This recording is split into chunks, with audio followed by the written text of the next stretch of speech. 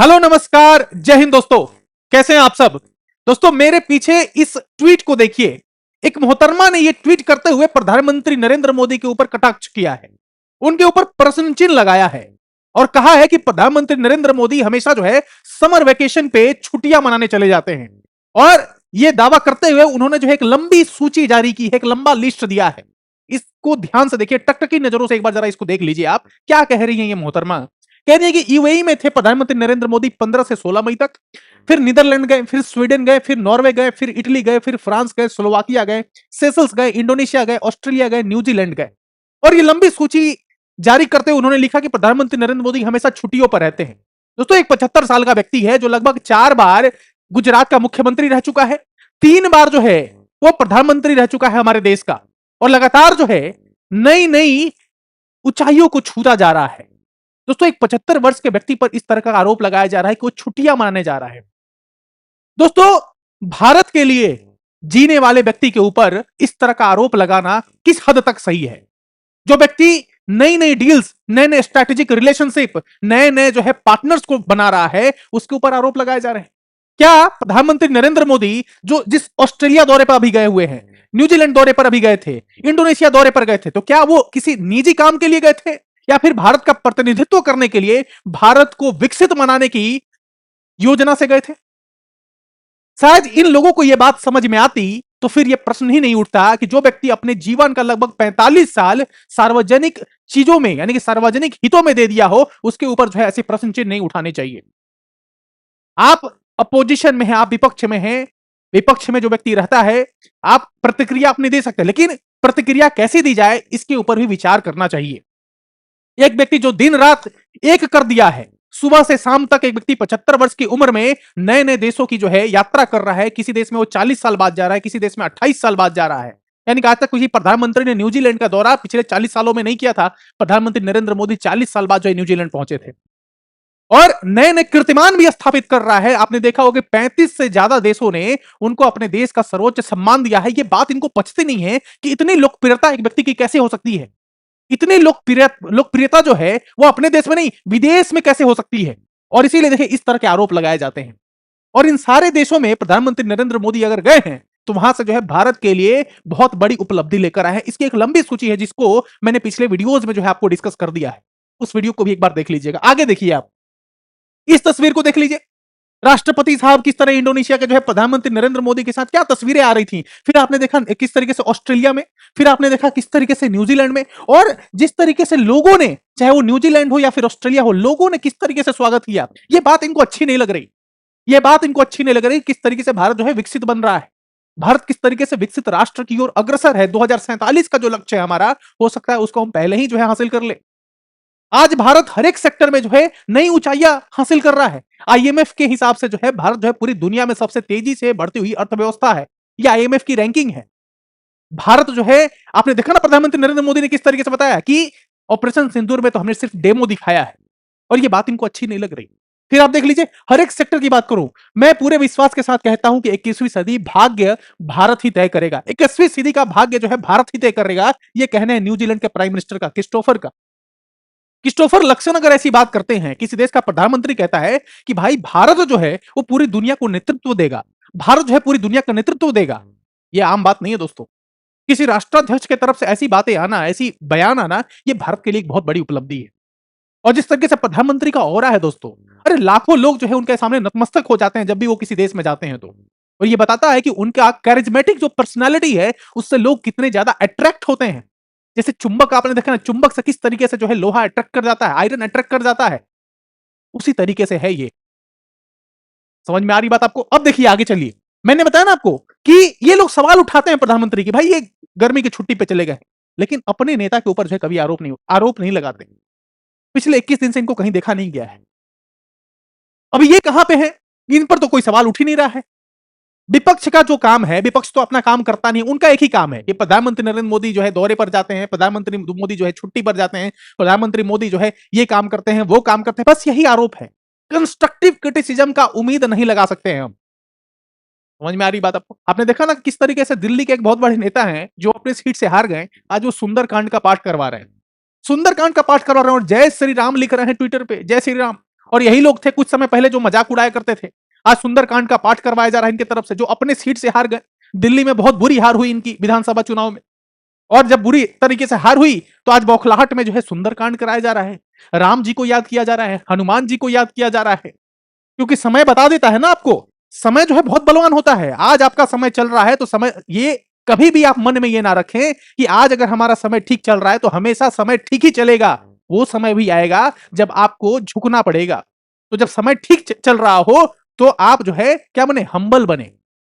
समझ में आ रही है बात आपको? तो बहुत सारे लोग जो है बहुत घमंड में आ जाते हैं जब समय ठीक चल रहा होता है, और दूसरे व्यक्ति का अगर समय खराब चल रहा हो तो उसके ऊपर जो है बहुत कटाक्ष और मजाक उड़ाते हैं उसका।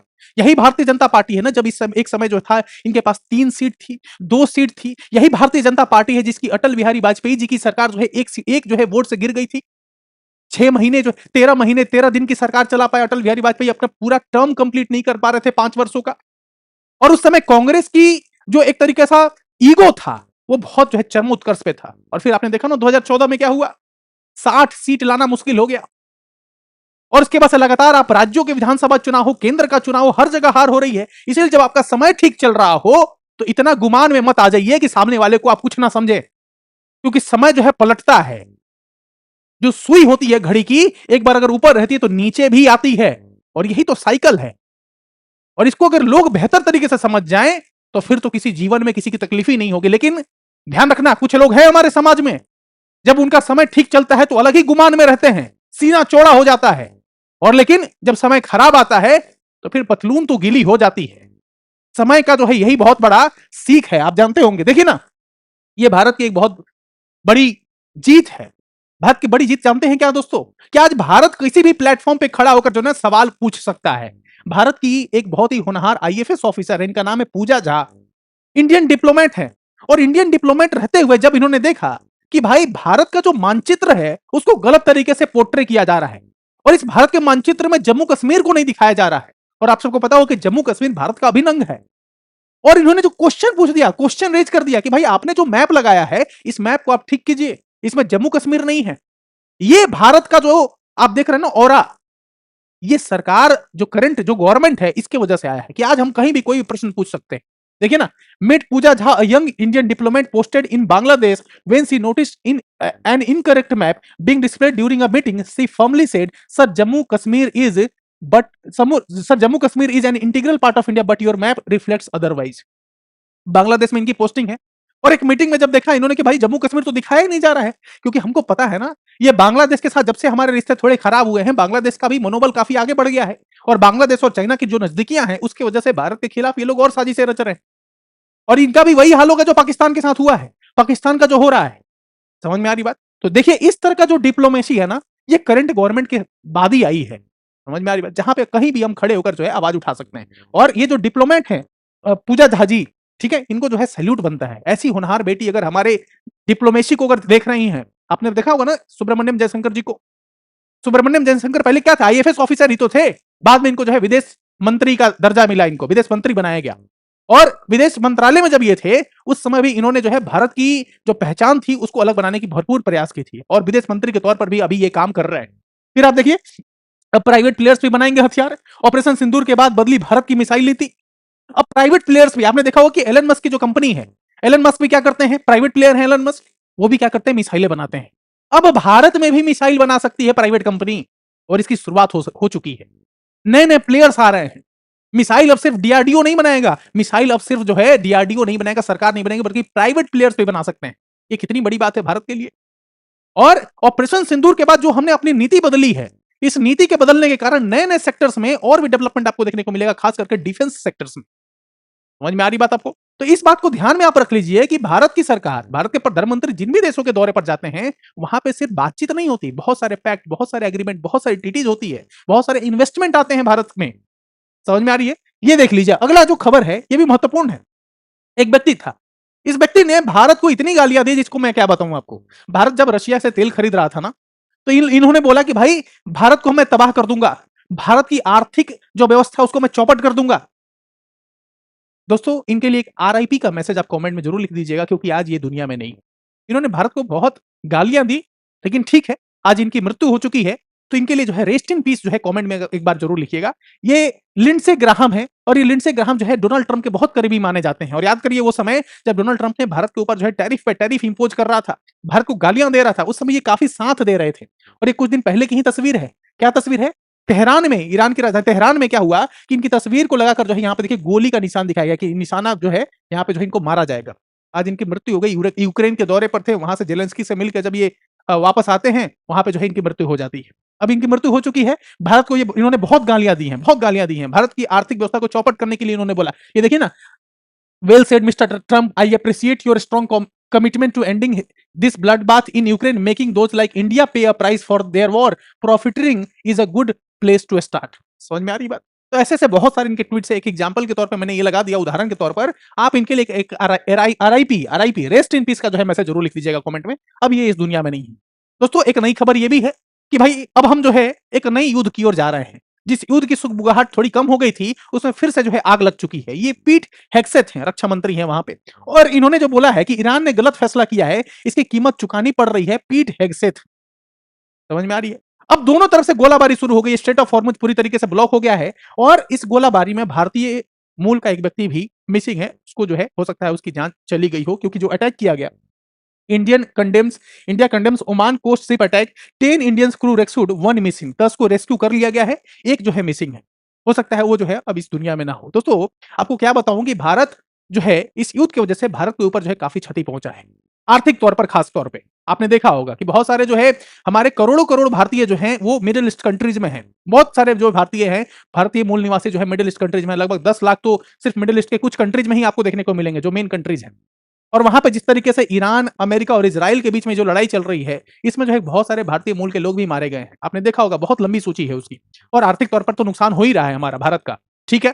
लेकिन ध्यान रखने वाली बात क्या है कि इन सारे गतिविधियों के बावजूद विश्व में बहुत उथल पथल मच रही है। इसके बावजूद जो है भारत जो है अपने पेस के ग्रोथ रेट जो है, पेस से जो है ग्रोथ रेट कर रहा है, ग्रोथ रेट को अचीव कर रहा है। उसकी वृद्धि जो है, जो विकास दर जो है, वो उसी हिसाब से चली जा रही है। ये दिखाता है कि भारत की सरकार ने अपना बैकअप प्लान बनाकर रखा है कि भले दुनिया में कितना भी उथल पथल मचा हो, भारत जो है अपने पेस के हिसाब से जो है ग्रोथ रेट को अचीव करता रहेगा। अब देख लीजिए आगे खबर क्या है कि भाई US forces finish latest round of strike against Iran. फिर से स्ट्राइक शुरू हो गई है। आपने देखा होगा जो भी इंपॉर्टेंट सेंटर्स हैं ईरान में, वहां पे अटैक चल रहा है। और इसीलिए मैं कह रहा हूं कि क्या, इसीलिए मेरा सवाल आप सबसे यह है कि क्या अमेरिका और ईरान फिर भिड़े हैं? तो क्या तीसरे विश्व युद्ध की ओर हम बढ़ रहे हैं? क्या दुनिया जो है तीसरे विश्व युद्ध की ओर बढ़ रही है? अपना जवाब जो है कमेंट सेक्शन में आप लिखिएगा। हाँ, नहीं, बड़ा खतरा है, कह नहीं सकते। आपका क्या जवाब है कमेंट में लिखिए कि क्या हम तीसरे विश्व युद्ध की ओर जा रहे हैं? जिस तरीके से ईरान और अमेरिका में फिर से जो है रिश्तों में एक नई खटास देखने को मिली है, एक नई अनबन देखने को मिली है, तो इससे क्या तीसरा विश्व युद्ध हो सकता है? और तीसरा विश्व युद्ध होगा तो फिर उसका अंजाम क्या होगा? इस पर आपकी क्या प्रतिक्रिया है? कमेंट में जरूर लिखिएगा। मिलते हैं किसी और नए वीडियो में। Take care, have a good day. जय हिंद, जय भारत दोस्तों।